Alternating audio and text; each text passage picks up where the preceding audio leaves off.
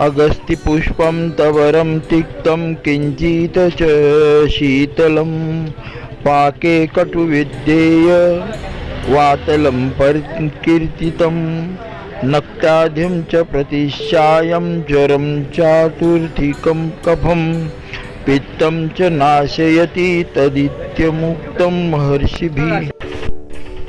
हदग्याची फुलं तुरट किंचित कडवट असतात, वीर्याने थंड असतात व विपाकाने तिखट असतात. वात वाढवितात. ही फुले राथंदळेपणा, सर्दी, ताप, कफ व पित्तदोष कमी करतात. हदगा उत्तम कफनाशक आहे.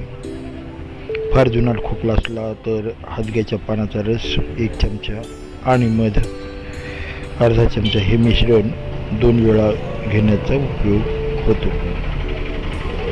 ज्या मुलांना वारंवार सर्दी होण्याची प्रवृत्ती असते त्यांच्या कपाळावर पानांचा रस चोळण्याचा उपयोग होतो. डोके जड होऊन दुखत असेल, कफ दाटून राहिल्यासारखे वाटत असेल तर हदग्याच्या पानाचा रस 2 थेंब याप्रमाणे नाकात टाकल्याने कफ पडून जातो, डोके हलके होते. वैद्याच्या देखरेखीखाली हा प्रयोग करणे चांगले. हदग्याची पाने जंतनाशक आहे. चेहऱ्यावर पांढरे डाग येणे, भूक न लागणे, गुदभागाची खाज येणे वगैरे तक्रारीवर हदग्याच्या पानाची भाजी आहारात ठेवण्याचा उपयोग होतो. रातंधळेपणा म्हणजे रात्रीच्या वेळी न दिसणे या समस्यावर हदग्याच्या पानाचे फुलाची तुपावर परतून केलेल्या भाजी खावी व पानाचा रस 2-2 थेंब या प्रमाणात घालावा असा